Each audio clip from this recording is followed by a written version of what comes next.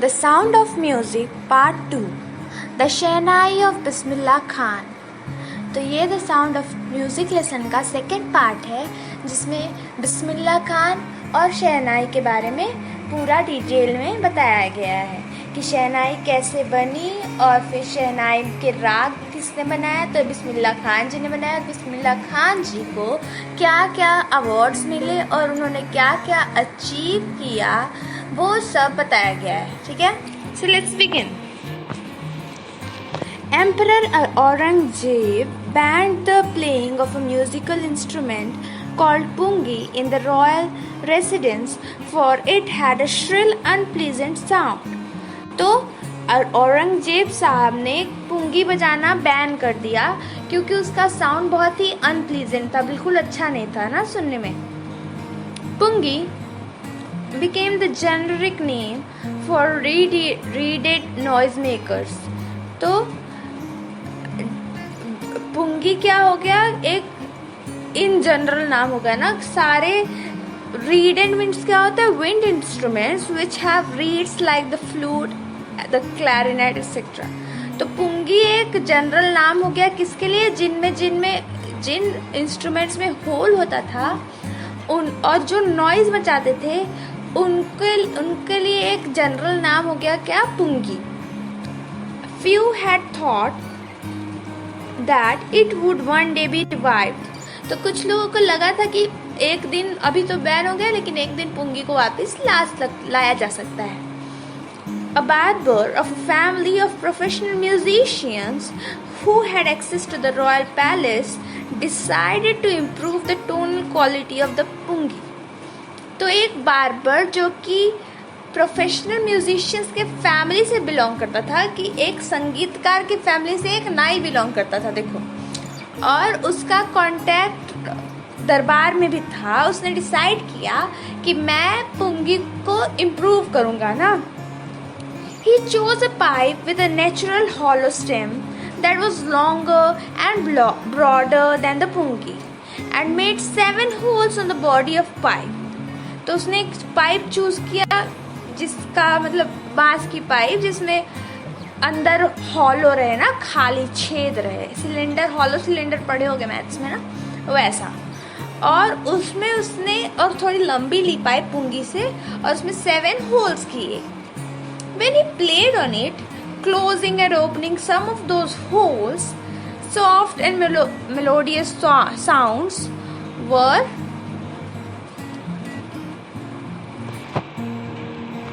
produced. He played the instruments before royalty and everyone was impressed. The instrument, so different from the pungi, had to be given a new name. तो ये देखो, ये वाली image, ये पुंगी है, ठीक है, ऐसी होती थी पुंगी, इसमें से गंदा सा आवाज निकलता था। फिर एक म्यूजिशियन जो कि नाई भी था उसने इसको इम्प्रूव किया और ये अब ऐसी दिखने लगी। ठीक है, अब ये पुंगी से ये शहनाई काफी अलग है। तो अभी तक इसका नाम नहीं पड़ा गया था, तो इसका नाम देने के लिए क्या किया गया कि एज द स्टोरी गोज, कहानियां बताती हैं कि since it was first played in the Shah's chamber, तो शाह चैम्बर में प्ले किया गया था, तो उसको पहला आधा शेर लिया गया शाह चैम्बर से। और क्योंकि इसको नाई ने बजाया था, बार्बर को हिंदी में नाई बोलते हैं, तो हाफ उसका अदर हाफ क्या हो गया, नाई हो गया। तो the instrument was named the shehnai. तो क्या नाम पड़ गया इसका, शहनाई। ठीक है, the sound of the shehnai began to be considered auspicious. तो शहनाई का आवाज auspicious means promising to bring good fortune. तो फॉर्च्यून लाने वाला, किस्मत लाने वाला मानने लगे इसको, इसके साउंड को। And for this reason it is still played in temples and is an indispensable component of any north Indian wedding. तो इसी कारण की वजह से, क्योंकि ये ऑस्पिशियस है, ये इनसेपरेबल, इसके बिना काम ही नहीं चलता। कहीं शादी हो, कहीं मंदिर में, हर जगह ये शहनाई बजती है। ठीक है, Till recently, it was used only in temples and weddings. The credit for bringing this instrument onto the classical stage goes to उस्ताद बिस्मिल्लाह खान. तो इसको शहनाई को इतनी ऊंचाई तक, इतना इसको क्लासिकल स्टेज पे पहुंचाने का क्रेडिट किसको जाता है? बिस्मिल्लाह खान जी को. तो शहनाई बनाई है इनके पूर्वजों ने, लेकिन इसको ऊंचाइयों तक क्लासिकल म्यूजिक में उसको स्थान दिलाया है बिस्मिल्लाह खान जी ने. As a 5-year-old, Bismillah Khan played gilli danda near a pond in the ancient estate of Dumrao in Bihar. तो गिल्ली डंडा खेलते थे 5 साल की उम्र में बिस्मिल्लाह खान जी. He would regularly go to the nearby Bihari Ji temple to sing the Bhojpuri Chaita, at the end of which, तो ये क्या करते थे कि 5 साल की एज में गिल्ली डंडा खेलते करते चले जाते थे. बिहारी जी कौन? कान्हा जी ना. कान्हा जी के मंदिर में चले जाएंगे, चैत गाएंगे वहां पे, और फिर उसके बाद at the end of which he would earn a big laddu weighing 1.25 kg, a prize given by the local Maharaja. तो वहाँ के जो महाराज जी थे, मतलब कि महाराज मतलब रसोई होता है ना, तो मंदिर के रसोई होंगे, तो वो उनको गाना गाने के लिए 1.25 किलो 1.25 kg 1.25 किलो का एक लड्डू, सोचो कितना बड़ा होगा, वो देते थे उनको गिफ्ट में प्राइज में कि गाना गाया है ना, तो रोज एक laddoo. This happened 80 years ago. ये 80 साल पहले की बात है, ठीक है. And the little boy has travelled far to earn the highest civilian award in India, the Bharat Ratna. तो सबसे पहला अवार्ड उनको मिला था 1.25 किलो का लड्डू, और लास्ट में क्या मिला? भारत का सबसे हाईएस्ट सिविलियन अवार्ड जो किसी भी नागरिक को दिया जाता है, भारत रत्न, वो अवार्ड मिला है इनको लास्ट तक, उनके जिंदगी के एंड तक में, ठीक है. Born on 21 March 1916, Bismillah belongs to a well-known family of musicians from Bihar. तो ओरिजिन कहाँ है इनका? बिहार में. बिहार में एक बहुत ही ज्यादा वेल नोन संगीतकारों के घर में इनका जन्म हुआ. कब? 21 मार्च 1916 को हुआ है, ठीक है. Rasool Bakhsh Khan was the shehnai nawaz of the Bhojpur kings court. तो भोजपुर किंग के दरबार में रसूल बख्श खान जी शहनाई नवाज थे ना, शहनाई बजाते थे. His father पैगंबर बख्श and other paternal ancestors were also great shehnai players. तो इनके घर में इनके पापा चाचा सब अच्छे शहनाई प्लेयर्स थे, ठीक है. और इनके पापा का नाम क्या है? पैगंबर बख्श. हाँ, पैटर्नल एंसेस्टर्स मतलब कि पापा के साइड के सब ना, पापा के साइड के जैसे चाचा जी हो गए, फिर वैसे. The young boy took to music early in life. तो छोटे उम्र से ही वो म्यूजिक में इंटरेस्ट लेने लगे थे. At the age of 3, when his mother took him to his maternal uncle's house in Banaras, now Varanasi, Bismillah was fascinated watching his uncles practice the शहनाई. तो जब इनके मम्मी के साइड के भी सब शहनाई बजाते थे, और इनके पापा के साइड के भी. तो जब, और इनकी मम्मी, इनका नानी को कहाँ है? बनारस में. तो जब इनकी मम्मी इनको 3 साल की एज में नानी गाँव लेके गई थी, और उनके जो मामा जी थे वो बजा रहे थे शहनाई, तो इनको बहुत ही मतलब रुचि हुई कि वाओ ना. Soon Bismillah started accompanying his uncle. तो धीरे धीरे वो अपने मामा के साथ खुद भी बजाने लगे ना, सीख रहे थे.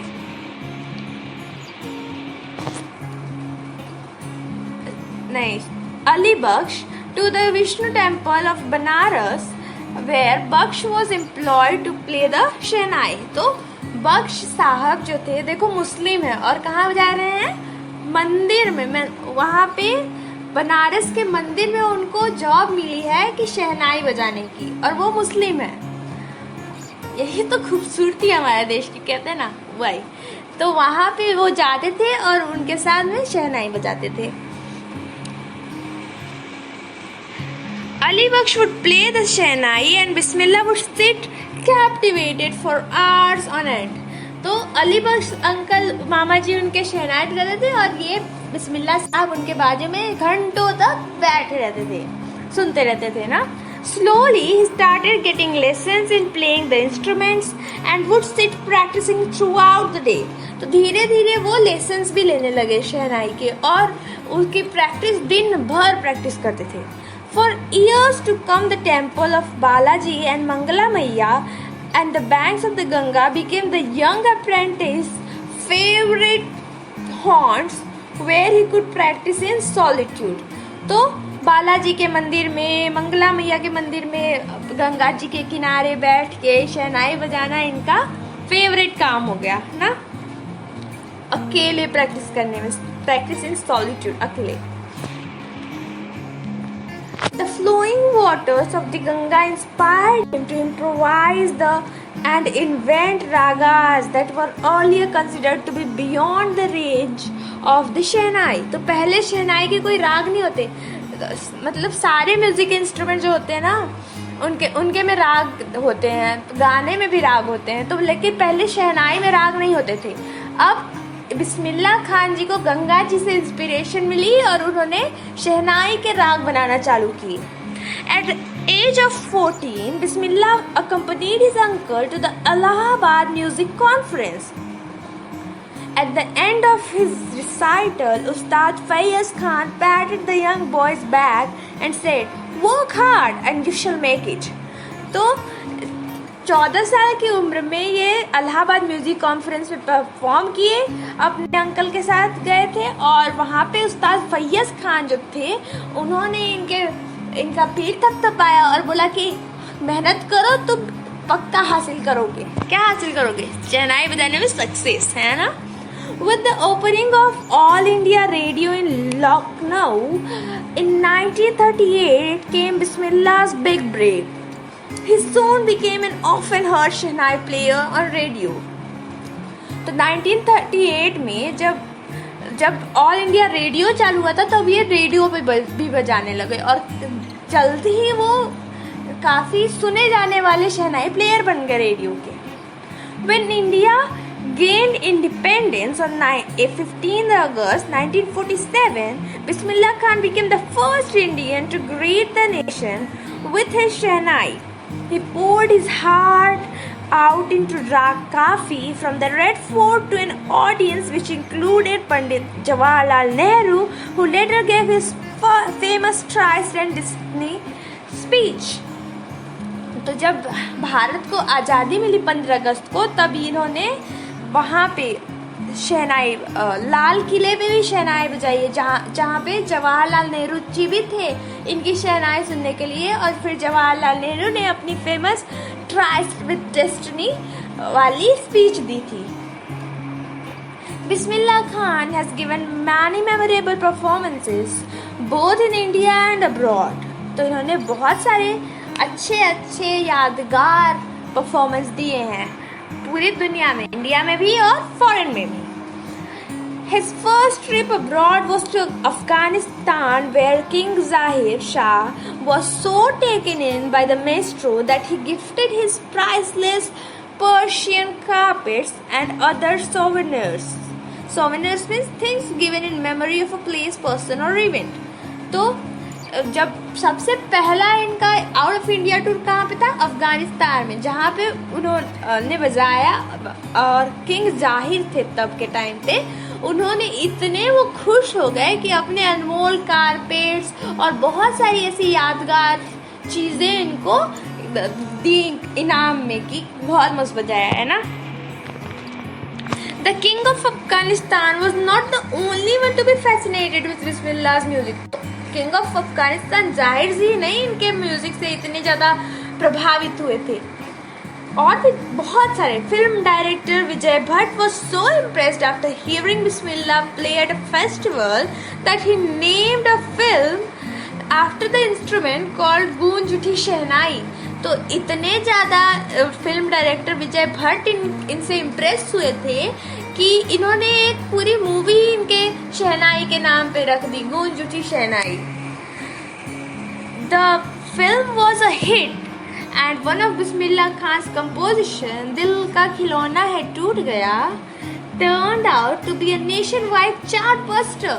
तो फिल्म क्या हुई, हिट हुई, सुपर हिट हुई, और बिस्मिल्लाह खान जी की एक कंपोजिशन दिल का खिलौना है टूट गया एकदम नेशन, पूरे भारत में एकदम चार्टबस्टर थी, मतलब रिकॉर्ड ब्रेकर थी.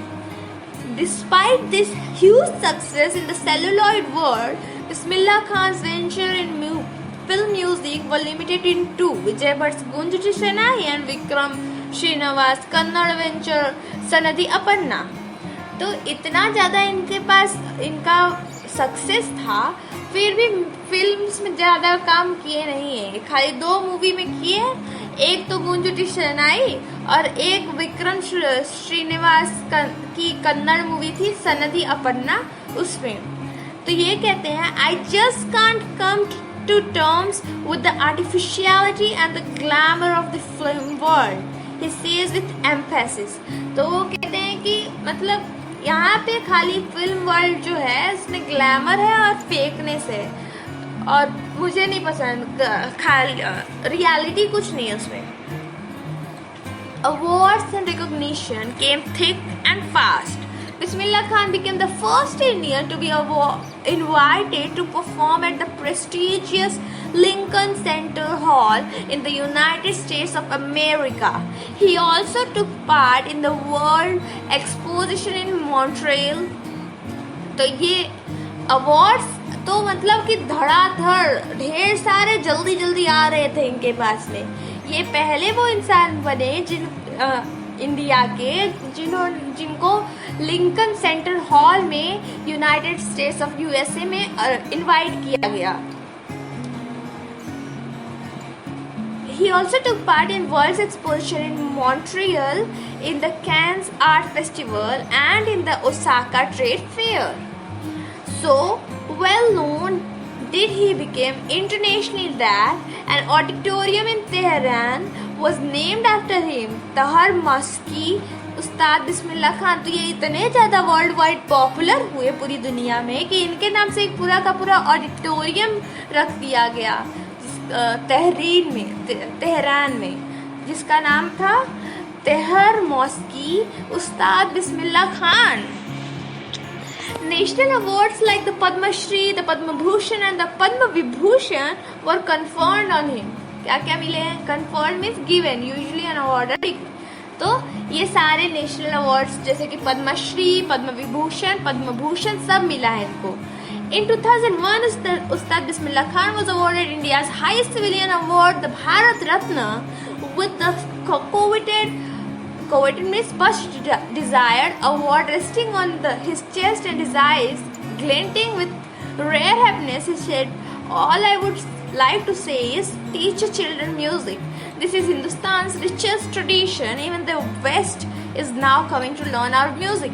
तो जब और 2001 में इनको भारत का highest civilian award Bharat Ratna भी मिला, और इतना उन्होंने इतना वेट किया था इस अवार्ड को, अपने छाती पे लटकाए, बोले ये कि अपने बच्चों को म्यूजिक सिखाइए.